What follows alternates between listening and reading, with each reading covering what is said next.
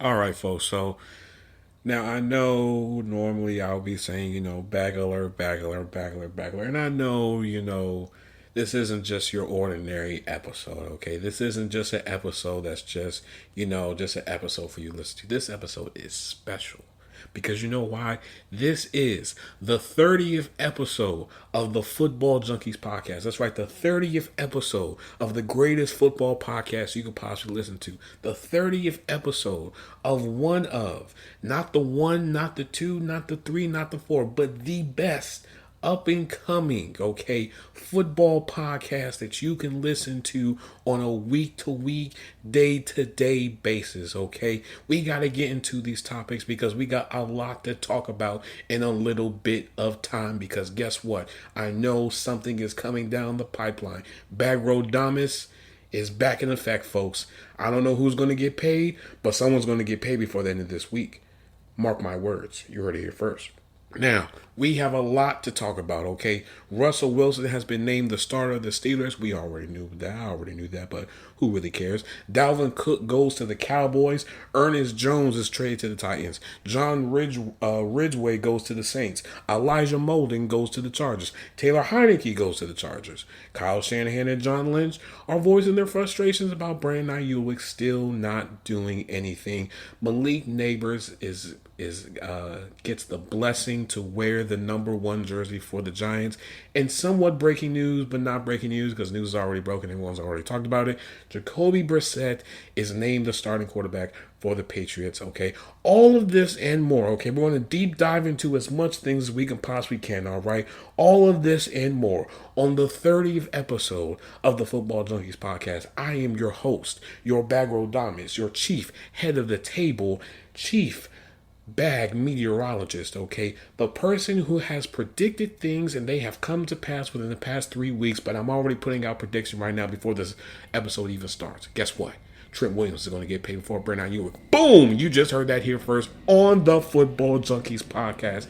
I am your host, Kale, your GM who still does not have a position right now on a particular team who will go anonymous because they are paying me under the table, but who cares? Because guess what? You already know what I'm getting ready to say. You're probably going to say the same thing. So we're all going to say together. 1, 2, 3. Lock in.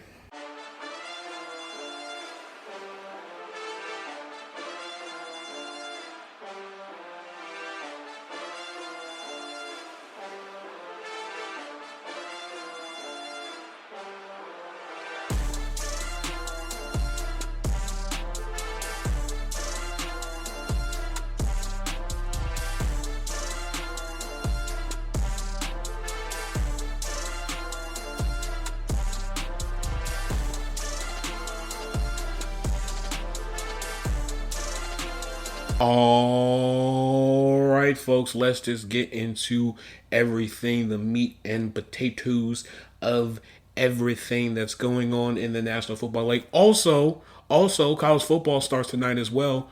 Colorado is playing tonight at 8 o'clock. Okay. I know I'm going to be watching it. I'm going to have my popcorn and maybe some wings and maybe some other things, as well as, maybe a Reese's cup or something. I don't know. I'm just super excited, super juiced, super pumped for this because this is the 30th episode.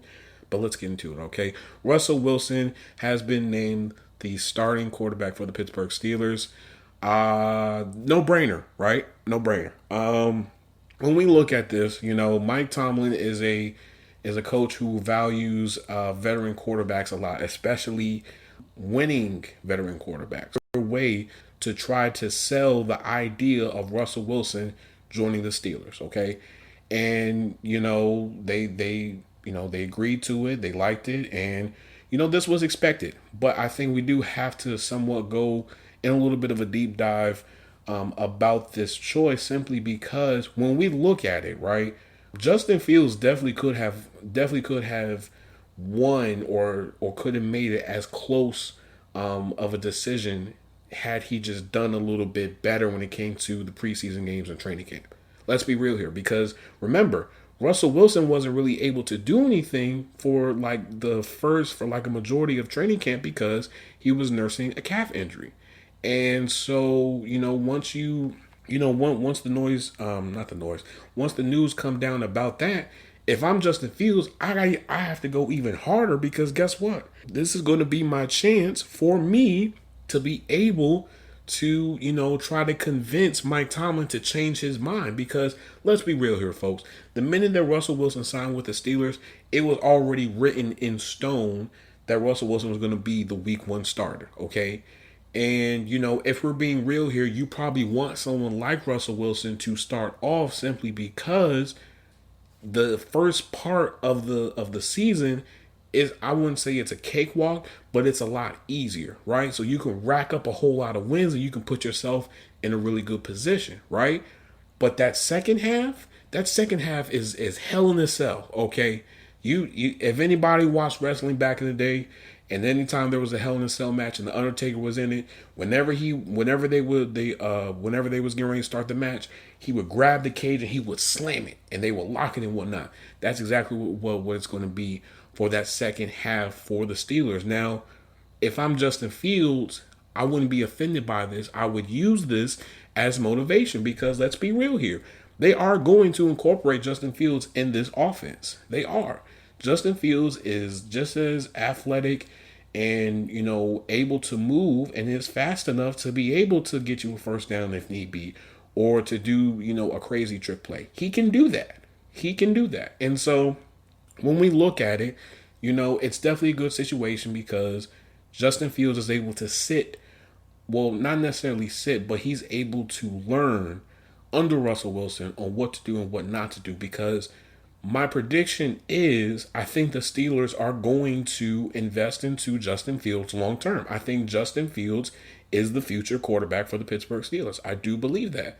And I truly believe that, listen, that they probably told Justin, listen, this doesn't mean that, that we don't view you as a starting quarterback or anything like that. It's just we value Russell Wilson's credentials and what he's been able to do in the league, and we want to, we want to try to win.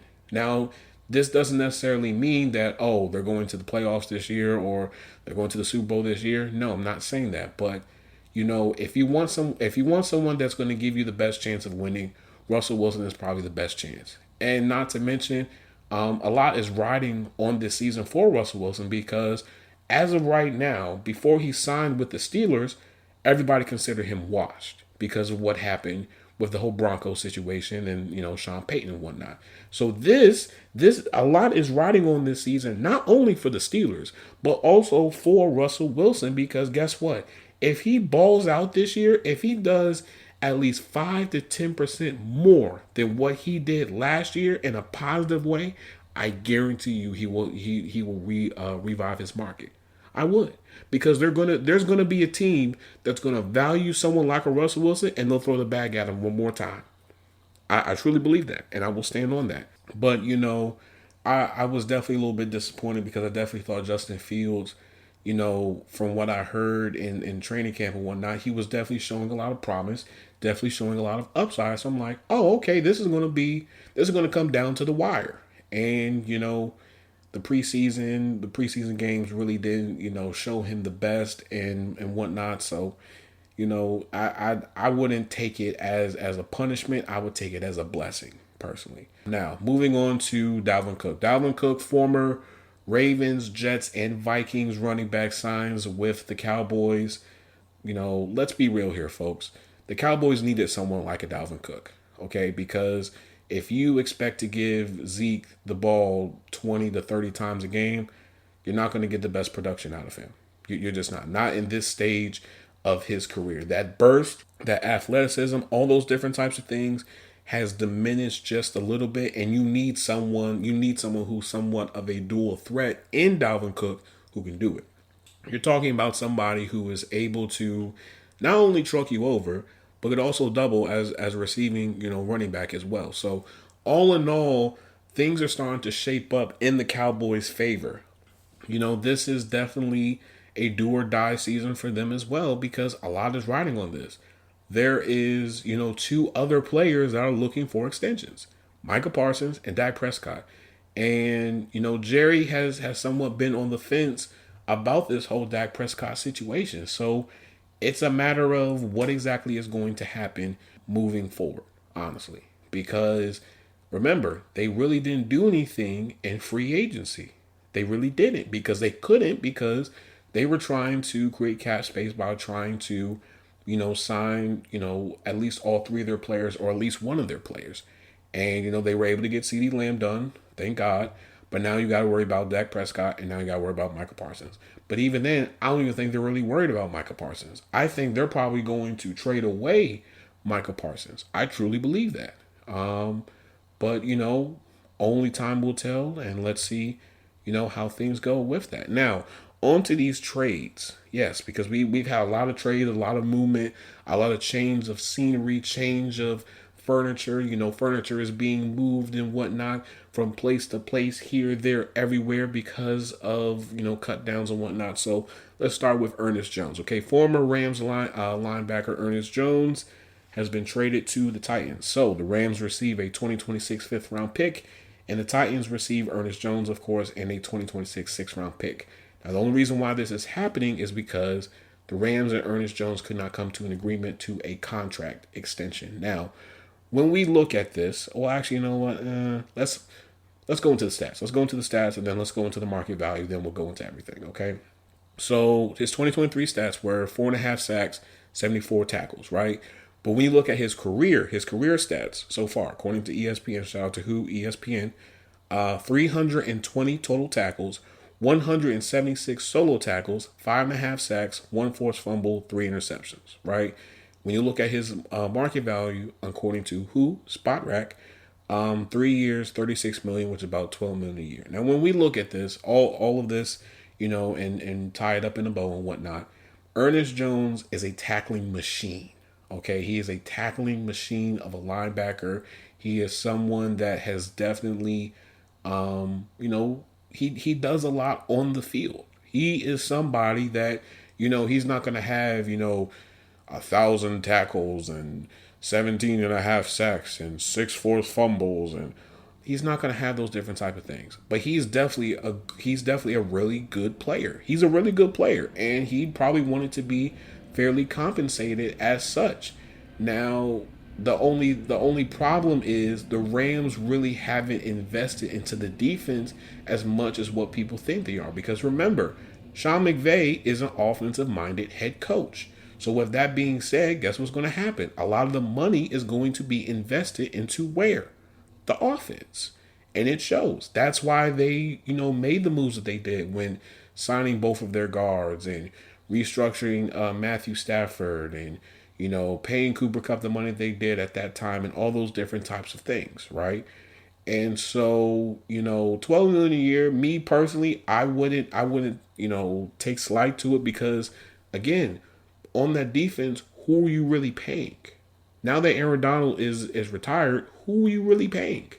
Really? Like, let's really think about it here. And 12 million is really good, honestly. Now, if his number was like 13 or 14 million, then it's like, whoa, whoa there, brother. Whoa there, brother. Then it's a whole different ball game. But it's not. But clearly, he got into a better situation. Well, I wouldn't say a better situation, but he got into another situation. Maybe the Titans, will pay him. I don't know. We'll just have to wait and see. Now, on to the other trade. Elijah Molden, former Titans cornerback, was traded from the Titans to the Chargers. So the Titans receive a 2026 7th round pick, and the Chargers receive Elijah Molden. Molden's 2023 stats were 73 total tackles, 1 forced fumble, and 1 interception. Now, I haven't really seen him on the field as much, so I'm guessing he's probably like special teams or something like that. But I mean, it's more of a depth, type of trade, not a, it's a blockbuster trade. Oh, it's gonna change everything. This is gonna be, it's gonna move mountains. No, it's not. It's more of a depth piece, going into a different situation, moving somebody along because he probably didn't have a roster spot available on this team. So that's just, that's just that, honestly speaking. Same thing with Taylor Heinicke. Taylor Heinicke, former Commanders, Texans. I don't know the other teams that he's played, but I know he's played for a lot of teams. I think it was the Panthers as well. I could be wrong. Check it for me, somebody, please. Thank you in advance. Was traded to the Chargers. Chargers, of course, receive Taylor Heinicke. The Falcons receive, oh yeah, that's right, he did play with the Falcons, duh. The Falcons receive a conditional 6th round pick. Now, when we look at his stats, 74 completions for 136 attempts, a 54.4% completion rate. Can't speak because I'm so excited because why? This is the 30th episode of the Football Junkies podcast. 890 yards. He averaged 6.5 yards a play, 5 touchdowns, 4 interceptions. Taylor Heinicke at this point is a backup quarterback.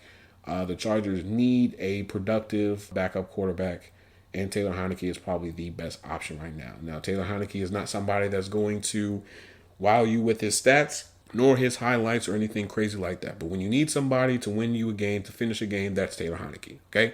That's what he is. He is not somebody that, is going to go, well, actually, no, I won't say that because, we've seen crazier things. But the Chargers realize that they need a good backup quarterback, and it shows. And if we're being real here, this is somewhat of a trend that we've been seeing the last 2 or 3 years now. Case in point, that's why the league implemented that emergency third quarterback rule because of what happened. I think it was either last year or the year before that, where basically a majority of the quarterbacks were banged up. And so you had a lot of backup quarterbacks that were basically, finishing the rest of the season, right? And so, Justin Herbert Dustley definitely does get banged up a lot. So they just wanted to have an insurance policy just in case if anything crazy happens. So all in all, pretty good plan, pretty good move and whatnot. Now, on to the other trade. Yes, there are man, let me tell you something. There were so many trades. My phone was ringing. Well, not ringing, but it was like basically for like half of the day. Yeah, maybe like half of the day until I almost went to sleep. It was just going off because of all the movement, trades, and the conundrum that happens when you have cut down day and whatnot. So, people getting moved here, there, everywhere, change of scenery, all those different types of things. I keep on saying change of scenery. I think that's going to be the title of this episode because why? We are the Football Junkies podcast, the best podcast in the world.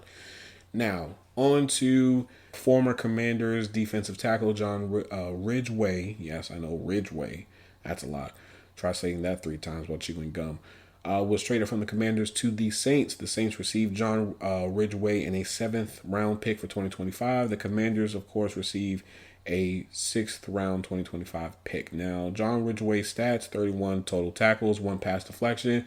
Again, this is more of a depth piece thing, earth shattering or anything like that. Nothing too crazy to really talk about and whatnot, but that's just what it is, honestly. When we look at it here, the Saints definitely needed to bolster up the defensive line a little bit more, especially defensive tackle. So, what better way to do it than to make a trade for someone like John Ridgeway? You don't have to give up a whole lot to get him. It's an easier pick. Not a whole lot of cap space that he has to eat up or any of those different types of things. Very manageable, very easy to take care of, right? And so, that's why this move was made. Now, on to the good stuff, all right? The good stuff of the podcast, right? We have to talk about Brandon Aiyuk. Yes, I know. You're probably having a hissy fit right now. You're probably freaking out. Man, I don't want to hear about him anymore. I'm so tired of hearing about Brandon Aiyuk. Well, guess what? We have a little bit of a revelation, okay? A little bit of a revelation. So, practice happened yesterday, okay? And, John Lynch and Kyle Shanahan were basically saying the same thing. And, I'm so excited. I gotta calm down. That they were excited. Well, not excited, but they were in expectation that Brandon Aiyuk was going to practice. And, apparently Kyle Shanahan has said that, Brandon Aiyuk has been cleared by team doctors after he was complaining about having back and neck issues. And, they were basically in expectation that he was going to practice, and he did not show up for practice. So, but we do have to go. You know what? Bump it. We just have to go in. We got to talk about this because it's a lot of different things that we have to discuss, honestly, at this point, at this juncture of everything.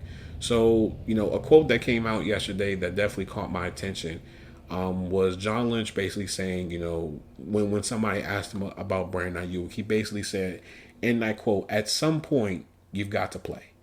And, when you look at his, and I'm not trying to be a therapist or anything like that, psychiatrist and whatnot. But when you just look at his stance, when you look at his face, when you look at his reaction, his posture and whatnot, you can definitely see that John Lynch is tired of talking about Brandon Aiyuk. He is tired of being in the headlines basically the entire offseason. Since the end of the Super Bowl, they have been, always in the headlines. And that does get old, especially when, at first you were very stern about the offer that you had on the table. And then you guys had a heart to heart and you were thinking, oh, okay, we're going in the right direction. Things are going in a good place, blah, blah, blah. We just have one hiccup that we have to take care of and then everything's going to be done. And, now it's this. So in some ways, it sort of looks like it's like a spin in the face, basically. Like the 49ers in their eyes feel like, okay, we've gone the extra mile to, accommodate you with everything. And it's still not good enough and you're still not here. At some point, you do have to play. And that is true. At some point, you do have to play. Because again, the team is trying to win the Super Bowl, right?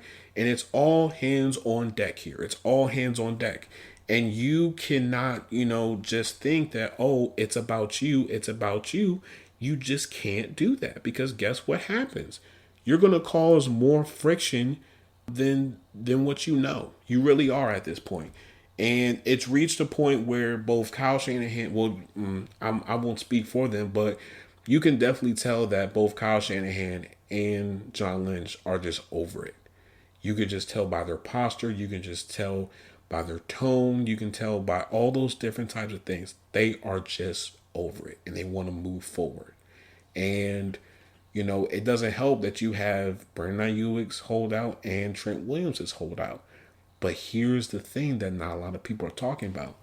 You're starting to see a shift in how people view Trent Williams compared to Brandon Aiyuk. Let's go a little bit deeper in this, okay?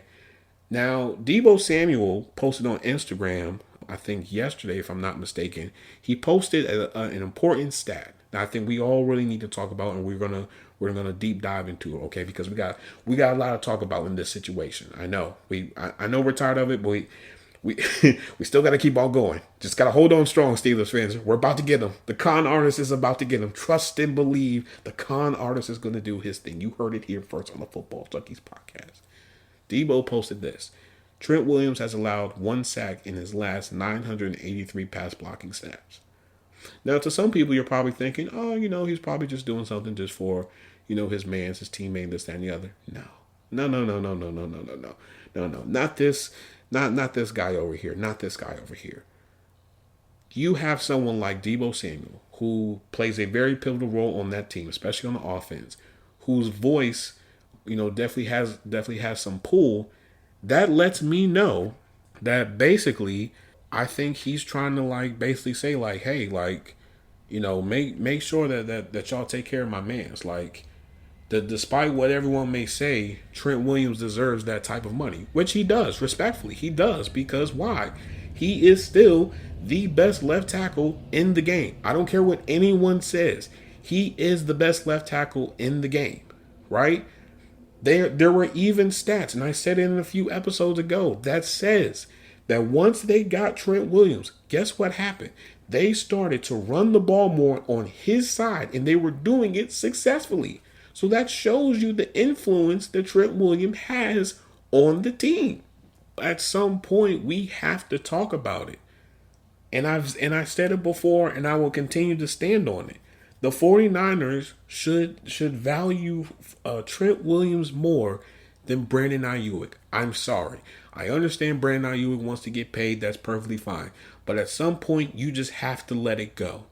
Because now you're going to have this headline dragging into the first week of football. And you don't want that.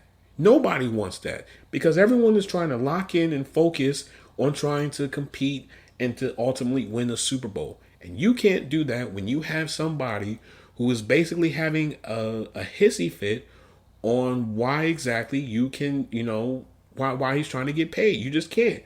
Not to mention, guess what?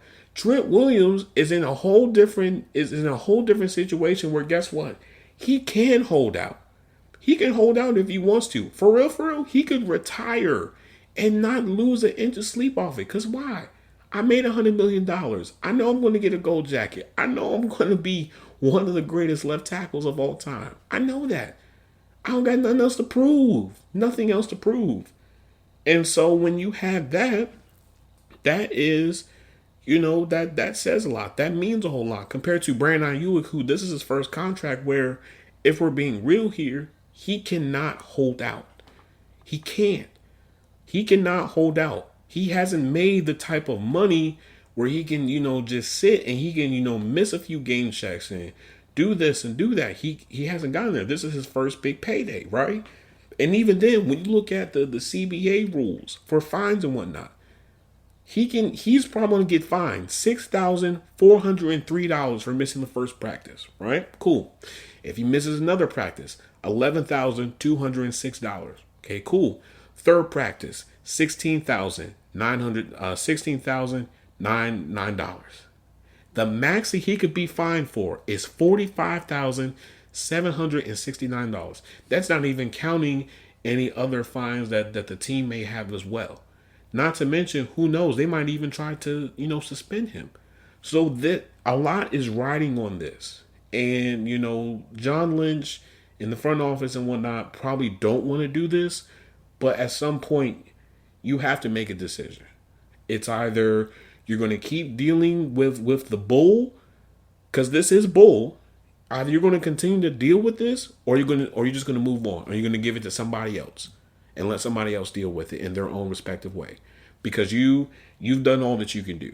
You've gone out your way to try to make things right. You've tried to bring it back in, all those different types of things, and it just seems like it's just not working. And at some point, you just have to let it go. You do. You just have to let it go, because guess what? I guarantee you, before the end of the trade deadline, there's going to be another receiver that's going to be available for a trade. There's going to be somebody that's going to be disgruntled that wants out. Not to mention, you could probably spin the block and probably get Amari Cooper. Come on now. Like, it's not the end of the world if the 49ers do not keep Brandon Aiyuk. It's not. It's not. It really isn't. There's a difference between somebody who basically is a player who was basically, not trained, but how can I say this? How can I say this? Where are the words? I need the words. There's a difference between somebody who is great because of the system and who's great without the system. Trent Williams and Christian McCaffrey, they were great without the system, right? They just took things to a whole nother level once they got, into the 49ers situation, right? Brandon Aiyuk, system. System. That's what it is. So you got Ricky Pearsall. You can try to roll with that, see what happens, and then just go from there, compared to trying to deal with this foolishness that Brandon Aiyuk has basically been doing. At some point, it's either going to be a yes or no. Either yes, we can't come to an agreement, and I'll just hit free agency after the season, and I'll play under my rookie deal. No, I want to be traded. That's it. And if I'm John Lynch, that's basically where I am at this point. I'm basically going to pull him to the side and say, listen, you have until Friday. Either you are going to come up and sign this deal, or you're going to play under this deal that you have currently, or we're shipping your ass. Simple as that. I'm not dealing with any of this rigmarole. Okay, I want you guys, but I don't want you guys. I want to get paid, but you're not going to pay me. I want this amount of money. I want $2 extra at the end of this deal. To hell with it. Move on. Now, moving on to other things that we have to talk about. So, Malik Nabers, rookie for the Giants, was given the blessing of the family to get the number 1 jersey. Now, you're probably wondering, who did he get the jersey from? He got it from a former player called Ray Flirty. So if you guys don't know who Ray Flirty is, like a lot of people don't, he joined the Giants in 1929. He later became a coach and is credited behind the line screen pass. I said that wrong. Behind the line screen pass and the two platoon substitution system. He was inducted into the Hall of Fame in 1976, and the number one jersey for the Giants was the first number retired in professional football history. So it's a lot of historical value to that. So, it definitely carries a lot of weight and responsibility. So Malik Nabers put out this statement after getting the blessing from this. Didn't know that happened. Thank you to the Flirty family for allowing me to wear number 1 for the New York Giants. What else? I understand the responsibility and will do everything in my power to honor the Flirty family and this organization. I will wear the number with great pride. Can't wait for the season to start. Now, this is my only problem when it comes to stuff like this, is that when you do something like this, a lot of expectation is put on your shoulders, right? And to be able to get the blessing from the family, that definitely means a lot. There are certain numbers, within a respective team that you cannot, that you just cannot mess with, right? Like, I know, for instance, like the Steelers, they have jersey numbers that they're not retired yet, but they're just like, they're big no-nos, right? 43, 92, 7, 12, 75. Who else? Mike Webster's number, Jack Lambert's, Jack Ham's, 26. All those different types of numbers, all those different types of players, they're big no-nos. Nobody touches them. Nobody deals with them. And so this definitely puts a lot of pressure on your shoulders. That means that you have to live up to those expectations both on the field and off the field. That's just what it is. That's just what it boils down to. So, I don't know how he was able to get this, but, kudos to him. Hopefully he lives up to those expectations. I think that's just, yeah. I don't know. I'm very on the fence on this different type of stuff, because when you do this different type of stuff, it can definitely make or break you, right? That is, and that's why you see a lot of former players who wore these type of numbers, who made them famous, who are like completely against it altogether, because it's like, you won't be able to do the things that I did. You won't be able to achieve the things that I did. And if you wear this number, I'm going to hold you to even a higher standard that I even have for myself. That's like Deebo Samuel asking Jerry Rice, can I have your number? And Jerry Rice is going to look at him like, hell no, you can't have my number. No, you have to create your own legacy with your own number. No. So we'll just have to wait and see what happens. Now, on to the final thing. So Gerard Mayo, head coach for the Patriots, has announced that Jacoby Brissett will be the starting quarterback for the Patriots. Now, this is somewhat of a no-brainer, honestly, simply because, Jacoby Brissett is a veteran quarterback. He is somebody that, can win you games and whatnot. He is somebody that you can learn under, especially for someone like Drake May. I think the team probably realized that Drake May is still a little bit rough around the edges, as for any rookie that comes to the National Football League. But I think it would be best for his development if he was to sit for maybe a year or two, and then you probably push him out there and and you see what he can do, compared to just basically putting him into the fire, saying, okay, go and win us a game, go and win us the season, go and see exactly what we're going to do, right? But if I'm a Patriots fan, I look at it like this. This is a long-term investment. You're not going to see the fruits of your labor now. You're going to see them later on, right? And this allows the team to be able to figure out exactly, one, what are they going to do moving forward, if there's anybody else that they need to get, during the trade deadline and whatnot, as well as figure out what they're going to do with the draft. Because next year's draft, as I've said before, is a defensive-heavy draft.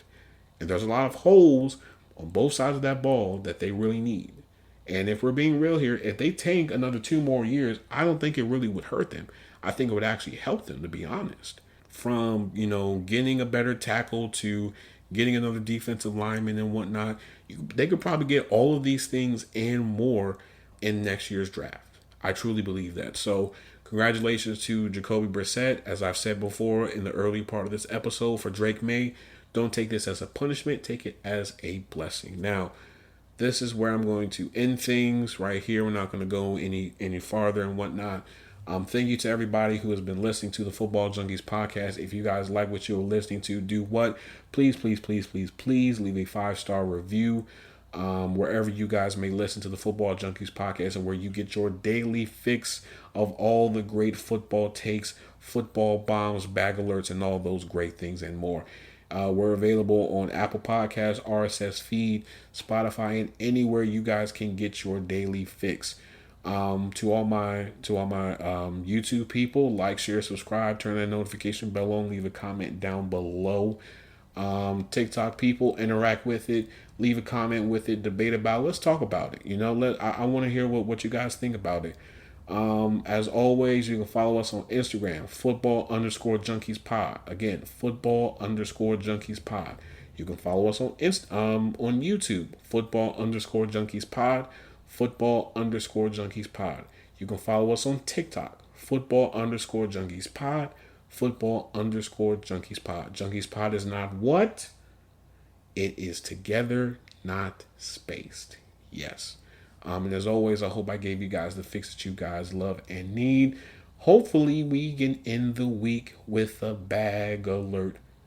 A bag alert. Hopefully, we can end the week with a bag alert. Who knows? But I do have to give a, just have to celebrate a few people for this milestone. I definitely have to thank the Lord for this. If it wasn't for Him, I wouldn't have been able to do it. If it wasn't for Him, I wouldn't have the strength to do this. If you would have told me that I would be doing a sports podcast at this point of my life, I would call you a liar. For those who don't know, I am obsessed with football lately. I remember clear as day. It was a few years ago. I think it was the same draft class for Bryce Young, and I was out celebrating with my mom for her birthday, and lo and behold, guess what happens? The Panthers trade all the way up to the number 1 spot, and I just lost it. Right, I was letting my friends know and everything, and I told my parents about it and whatnot. They were like, "You should start a podcast." And at first, I was like, "Nah, I don't know if I really want to do that. I don't really want to be able to hear myself, this, that, and the other, blah, blah, blah." Just trying to make an excuse. And, I finally, took heed to what they said. And I got a mic for Christmas. And at first I didn't know how to do it. But I just said to hell with it. I assembled it the best way I possibly could. And I just played around with it, looked at different YouTube videos, and just kept on trying. And then once I felt like I was confident to do it, I did it. And, to all the people out there, I just want to let you know that, whatever you want to do, you can do it. It may take you some time. You may not have the following that you want. People may not understand where you're coming from. People may think that you're crazy. But guess what? Everybody thinks you're crazy until you're successful. That's the best way to put it. I appreciate all the people that have supported me publicly and behind closed doors. I want to thank, again, I definitely want to thank God, for this, because, I definitely would have never done this. I never would have taken that step to definitely do a podcast. I want to thank my mentors. I definitely want to thank Josh. I definitely want to thank my other mentor, who I cannot think of right now. I know I just lost. Jeremy, that's who it is. Jeremy, my man, 50 grand. I want to thank him as well. Shout out to Mook, shout out to Shane, shout out to my boys, shout out to my dogs, shout out to all my friends that definitely supported me with this. Shout out to family and whatnot. Shout out to just everybody that's just, that's just been there for me with this. If you would have told me again that I would have done this, I would have called you a liar. I definitely would have. As someone who loved looking at football contracts and debating, guess I finally made it into a passion. So As always, I hope I gave you guys the fix that you guys need. Just drop the gym for you guys. Not to be, if I can do it, you can do it, but to just let you know, like, whatever you're trying to pursue, you can do it. Whatever you can do. Just, there's always a niche for whatever. There's a niche, there's a following for anything. You just have to tap into it, find a way that you can do it in your own special way, pursue it, be consistent about it. That's the number one thing that I would definitely say is being consistent has definitely helped me a lot, and has definitely grown my podcast, little by little. But, it's not always the big thing, the bigger picture that sometimes that we overlook. It's about the process can't speak. It's about the process that you have to do in order to get to the bigger picture. Those laying down those bricks every single day, every single time that you do something, you're putting down bricks, you're layering it, you're layering it, just so, by the time that you're done doing it, guess what? You have already created exactly what you wanted to do. And, you can do whatever you want to do. You just got to stay consistent. You got to push yourself. You got to never settle, for just enough. You always want to push yourself to that next level, because guess what? You have to be your biggest critic as well as your biggest cheerleader sometimes. Not everybody is going to understand your dream. Not everybody's going to understand what you have to do to achieve your dream. Not everybody's going to understand the sacrifices that you have to make to achieve your dream. Not everyone is going to do it, but guess what? As long as you know what you have to do, and as long as you lock in and you focus and do whatever you need to do to win, do it. Because guess what? Winning has a price. And, if you're not willing to pay that price, if you've never won before, if you've never achieved anything, well, then I don't know, this might be the wrong thing for you to listen to. But to the people that want to do something different, that want to make a name for themselves, guess what? I did it. You can do it too. So as always, I love you guys. I appreciate you guys. I thank you guys so much for listening to this. I sort of wanted to end it, with the 30 mark because it's the 30th episode, but I definitely just had to get this off my chest. I just have to let somebody know out there. So, as always, I love you guys. I appreciate you guys. Peace and love. I'm out.